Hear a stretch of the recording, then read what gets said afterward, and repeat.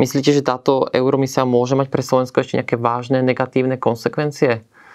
Jedine v podobe zastavenia eurofondov, čo si ale nemyslím, lebo tá špeciálna prokuratúra už bola pred nejakým časom zrušená a neprišlo také radikálne rozhodnutie.